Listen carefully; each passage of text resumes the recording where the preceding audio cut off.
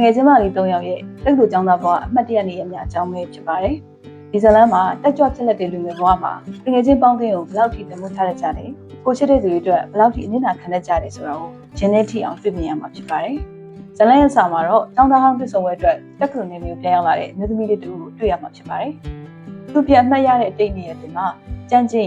်ချဲ့ရင်တော့နဲ့ရန်ရှောင်းရီဆိုတဲ့ငယ်ချင်း၃ယောက်ရှိပါတယ်၃ယောက်လုံးကတက်ကူတစ်ခုထဲမှာတက်နေကြပြီးဆောင်းပါလဲတစ်ခန်းနဲ့တူနေကြတာပါ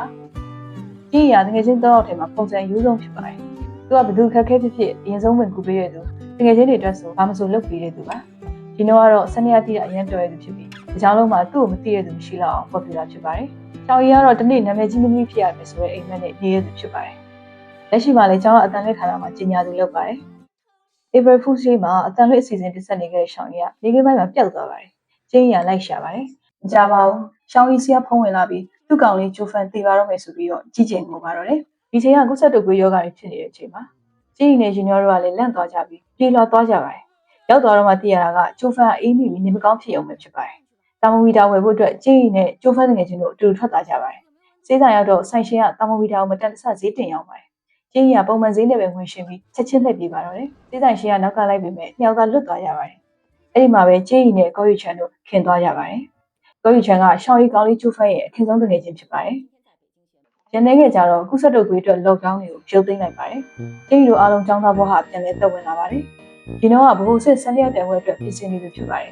။နောက်နှစ်မှာထပ်ပြန်ပြီးဆွေးရရင်ယူရိုမှာကျောင်းတက်ဖို့ scholarship ရမှာဖြစ်ပါတယ်။ကျင်းနဲ့အတူရှိတော့ယူနိုကိုရန်ကားစုကဖုန်းနံပါတ်တောင်းပြီးနားနှောက်ရှက်ပါတယ်။အဲ့ဒီအချိန်မှာကော်ရီချန်ရောက်လာပြီးမိဘတွေကြားမှာလူရန်ကားတွေနဲ့ရန်ဖြစ်ကြပါတယ်။တစ်ခါတော့ဆုံမှုတော့ယူနိုကကော်ရီချန်ကိုစိတ်ဝင်စားသွားပါတယ်။ယူနိုကသူကော်ရီချန်ကိုသဘောကျကြောင်းနဲ့သူတို့နှစ်ယောက်တွဲပြအောင်ကူညီပေးဖို့တကယ်ချင်းတွေကိုပြောလာပါတယ်။ယူနိုမသိတာကကျင်းနဲ့ကော်ရီချန်ကိုသဘောကျနေတယ်ဆိုတာပါပဲ။ဒါပေမဲ့ကျင်းရသူခန္ဓာချက်ကိုစားမပေးပဲဂျီနိုကိုကူညီပေးဖို့ဆုံးဖြတ်လိုက်ပါတယ်။ကျင်းရဂျီနိုပေးတဲ့စာကိုကော်ရီချန်စီယူလာပေးပါတယ်။လှုပ်ရှင်လက်မနဲ့စာကိုလည်းပေးပြီးဂျီနိုနဲ့အတူတွားကြည့်ဖို့ပြောပါတယ်။ကော်ရီချန်ကဂျီနိုစီရဲ့စာကိုအာရုံမရပဲဂိမ်းဆက်ဆော့ပါတယ်။သူတယောက်လိုနေရဆိုပြီးဆွဲကောင်းတာနဲ့ကျင်းရမှာဂိမ်းဆော့ပြစ်သွားပါတယ်။ကျင်းရပြန်လန့်ဆိုင်မှာလက်ပတ်ကျူလေးကိုတွေ့တော့ကော်ရီချန်ရဲ့လက်ပတ်ကျူပြတ်သွားတာကိုစဉ်းစားမိသွားပါတယ်။လှုပ်ရှင်အတူကြည့်ပြအောင်စီစဉ်တာမအောင်မြင်တော့ငွေချင်းတော့တခြားနည်းလမ်းဝိုင်းစဉ်းစားကြပြီးအချက်တစ်ခုထွက်လာပါတယ်။ကွန်ပျူတာကိုစိတ်ဝင်စားတဲ့ကော်ရီချန်ကို laptop ပြင်ပေးခိုင်းမှာပါ။ဒါပေမဲ့ဒီနောက်ရဲ့ laptop အကောင်းကြီးပါ။ပြီးတော့ရှောင်းရီနဲ့ကျင်းရီကဘာမှမစဉ်းစားတော့ပဲ laptop ကိုရေလောင်းချလိုက်ပါတယ်။ laptop တကယ်ပြတ်သွားပြီးကော်ရီချန်ကိုပြင်ပေးခိုင်းကြပါတယ်။အဲ့ဒီမှာပဲဂျီနိုနဲ့ကော်ရီချန်နှစ်ယောက်တည်းစကားပြောဖို့ခွင့်ရရသွားပါတယ်။ကော်ရီချန်ဂျီနိုကို figure ရုပ်လေးတစ်ရုပ်လက်ဆောင်ပေးပါတယ်။ရှောင်းရီတချို့ဆိုပြန်လို့မှဝင်ပြိုင်မှာကြောင့်ကျိုးဖန်ကသဘောမတူပဲနှစ်ယောက်စကားများကြပါတယ်။ကျိုးဖန်ကရှောင်းရီဝင်ပြိုင်ရင်သူ့ဖုန်းမပေးပဲသူ့အတိတွေကိုလည်းဖုန်းမပေးဖို့လိုက်ပြောမှာဆိုပြီးအပြင်းထန်ကန့်ကွက်ပါတယ်။ရှောင်းရီဝင်ပြိုင်ပါတယ်။ဆရာက TV ကနေတစ်ဆင့်တိသွားပါတယ်။ကျောင်းတက်နေတော့ပုံမလာတာလုပ်တဲ့အခန်းကိုမထားလို့ဆိုပြီးကျင်းရီနဲ့ရီနိုကိုဆူပြောပြီးပြစ်ပေးရတဲ့အနေနဲ့စလုံးလေးတစ်ထောင်ရေးခိုင်းပါတယ်။ကျင်းရီကရီနိုတက်ပါရေးပေးပါတယ်။အဲ့ဒီမှာရီနိုကလမ်းသွားရင်ဆေးမုံစင်နဲ့တွေ့ရတဲ့ဆရာရဲ့ကားကိုဆေးရည်တုပ်ပစ်ပြီးချက်စီးပါတယ်။ကန်ဆိုးကျင်တော့သူ့ဆောင်ခန်းတော့အဲ့ဒီနေရာမှာကြက်ကျင်နေပါတယ်။ဒါကိုမသိသေးတဲ့အခန်းတက်ရောက်တော့သူ့လိုရဲ့အတွက်ကျင်းနေပြီးတကယ်ချင်းတွေဝမ်းသာအားရပြုတ်ပြပါတယ်။အဲ့ဒီတော့မှချောင်းအိုကြီးကတရားခံဖမ်းဖို့ဆောင်ခန်းထိလိုက်လာပါတယ်။တကယ်ချင်းတော့လုံးဆင်နေတဲ့အခါမှာတော့ရီနိုတယောက်ကြောက်ပြီးထုတ်တော့မလုပ်နိုင်တော့ပါဘူး။အဲ့ဒီချိန်မှာကျင်းရရှေ့ထွက်ပြီးသူတယောက်လေးလောက်တာပါလို့ပြောလိုက်ပါတယ်။ဒီဖြစ်တဲ့ကြောင့်ကျောင်းကကျင်းရရဲ့ဘက်ကိုကန်ဆယ်ဖို့ဆုံးဖြတ်လိုက်ပါတယ်။ဒါအတွက်ရီနိုကအဖြစ်ရှိလို့ခံစားရပါတယ်။ကျင်းရကတော့နောက်နောက်မရပါဘူး။အဲ့ဒီတော့သူကိုရဖို့ထက်ရီနိုရဲ့ဆန်းရတဲ့ဝင်နဲ့နိုင်ငံခြားစကောလာကပိုရေးကြည့်ပါတယ်။ဒီလိုနဲ့ရီနိုနဲ့ရှောင်းရီခွဲရသွားပါတယ်။ကျင်းရခွေးစားတစ်ခုမှအခုဖြူဝင်လောက်ပါတယ်။ရီနိုကဆန်းရတဲ့ဝင်နဲ့နိုင်ငံခြားစကောလာအတွက်ပြင်ဆင်ပါတယ်။ရှောင်းရီကမင်းသမီးလုံးနဲ့အိမ်မက်အတွက်ကြိုးစားပါတယ်။၃ယောက်သားခင်မင်းတို့ကတော့တက်ကူလုံးအတိုင်းပါပဲ။ဒီလိုနဲ့ဘေဂျင်းကနေကော်ရီချန်ပြန်ရောက်လာပါတယ်။ကျင်းရီသဘောကျတဲ့တူတူတို့အယုံလေးလက်ဆောင်ပေးပါတယ်။ကျင်းရီတို့တငယ်ချင်းတွေပြန်ဆုံကြပါတယ်။ကျင်းရီကအလုပ်သိရပြီးတက်လူကြီးကအလုပ်မှာတောင်းပြဖက်ပဲဆေးရမယ်ဆိုပြီးကျင်းရီရဲ့ဖက်ကိုဖျက်ဆီးလိုက်ပါတယ်။ဒါကိုအစားဆုံးတွေ့လိုက်ရတဲ့ delivery service လုပ်တဲ့ Two House ဆိုတဲ့လူကကျင်းရီကိုအားပေးသွားပါတယ်။ကျင်းရီညာဆိုင်စင်းတဲ့တရက်မှာဂျီနိုကကော်ရီချန်နဲ့ဒင်နာဒိတ်လုပ်မဲ့ကြောင်း message ကနေပြောပြပါတယ်။ကော်ရီချန်ကလည်းဂျီနိုနဲ့ပတ်သက်တဲ့နောက်လည်းမပြောတော့ရှင်းရှင်းမဲ့ကြောင်း message ကနေပြောလာပါတယ်။ဂျီနိုကတော့ကော်ရီချန်သူ့ကိုဖွင့်ပြောမယ်လို့ထင်နေတာပါ။ဆိုင်ရောက်တော့ကော်ရီချန်ကသူဂျီနိုကိုတကယ်ချင်းလိုပဲသဘောထားတယ်လို့ပြောလိုက်ပါတယ်။ဒီစကားကိုကြားတော့ဂျီနိုရဲ့ကဘာကြီးပြိုကျသွားတယ်မှာပဲ။စိတ်ထိခိုက်ပြီးထားပြန်လှေကားနေလဲကြပြီးလက်ကျိုးသွားပါတယ်။ကိုဆိုးတာကမချခင်ကျင်းပမဲ့ဆန်းရက်ပင်ပွဲကိုလည်းဝင်နိုင်တော့ပါဘူး။ကျင်းရဒီလိုဖြစ်သွားတဲ့သူ့ကြောင့်လို့ထင်နေပါတယ်။ဒါကြောင့်ကော်ရီချန်လက်လွတ်ကိုဆုံးဖြတ်လိုက်ပါတယ်။ကော်ရီချန်ကိုလည်းဂျီနိုကိုပဲယူဆိုင်ပြီးပြောလိုက်ပါတယ်။ ကောရီချန်ဆေးရုံမှာရှင်တော့နေတိုင်းလာပြစုပေးပါတယ်အဲ့ဒီကစားပြီးနှစ်ယောက်ကြားမှာတန်ရုံးစင်ဖြစ်လာပြီးစုံးမှာတော့ချစ်သူတွေဖြစ်သွားကြပါတယ်ကျင်းရီကသူ့ဟောက်နဲ့တဖြည်းဖြည်းပူရင်းနေလာပါတယ်သူ့ဟောက်ကကျင်းရီကိုအမြဲကူးဆိုင်ပါတယ်ကျင်းရီစိတ်ညစ်တိုင်းအားပေးပါတယ်ချော်ရီတို့အတွက်ဘေးချင်းသွားတဲ့နောက်မှာကျင်းရီရှင်တော့နဲ့ကောရီချန်တို့တော့ကကျိုးဖိုင်းတိုက်ခန်းမှာနေကြပါတယ်သုံးယောက်တူနေတဲ့ဘွားကအေးစင်စင်ပါပဲဒီကြားထဲမှာရှောင်းရီနဲ့ကျိုးဖန်တို့အတွက်ကစကားများပြီးနှစ်ယောက်သားပြတ်သွားပါတယ်သူ့ဟောက်ကကိုပိုင်ကုမ္ပဏီထောင်နိုင်သွားပါတယ်ကျင်းရီကိုလည်းသူ့ကုမ္ပဏီကိုလာလို့ဖို့ခေါ်ပေမဲ့ကျင်းရီအပြောင်းလဲကိုသဘောမကျတာကြောင့်ငင်းလိုက်ပါတယ်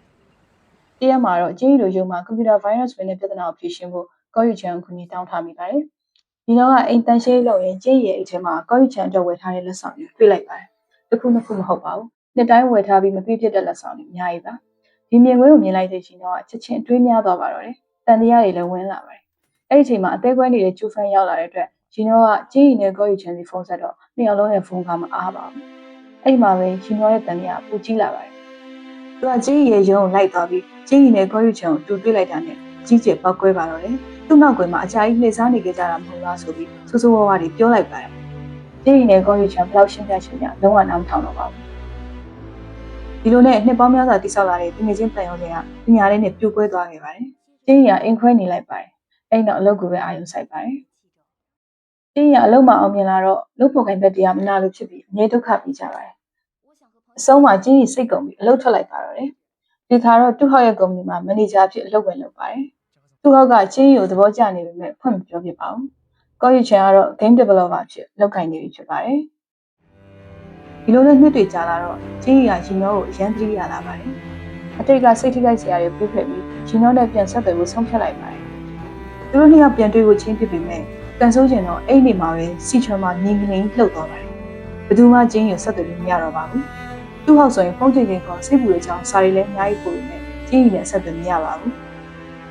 သူ့ဟောက်ကကျင်းရီတစ်ခုဖြစ်သွားပြီလို့ထင်ပြီးကြီးကျယ်စိတ်ထိခိုက်နေတဲ့အချိန်မှာကျင်းရီကရုတ်တရက်သူ့ရှေ့ကိုပြန်ရောက်လာပါတယ်တကယ်တော့ဖုန်းဘက်ထရီကုန်သွားလို့ဆက်သွယ်မရတာဖြစ်ပါတယ်သူ့ဟောက်ကအရန်ပြုတ်သွားပါတယ်သူစာထဲမှာရေးထားခဲ့တဲ့အတိုင်းကျင်းရီကိုသဘောကျတဲ့အကြောင်းနဲ့အမြဲတူရှိသွားခြင်းတဲ့အကြောင်းပြင်မာလူကိုယ်တိုင်ဖွင့်ပြောလိုက်တကယ်တော့ကျင်းရီလည်းသူ့ဟောက်ကိုသဘောကျနေကြတာဖြစ်ပါတယ်ဒီလိုနဲ့သူတို့နှစ်ယောက်လက်ထပ်ကိုဆုံးဖြတ်လိုက်ကြပါတယ်တကယ်ချင်းတော့အထင်မှာကျင်းရီကအရင်ဆုံးမင်္ဂလာဆောင်ဖြစ်ပါတယ်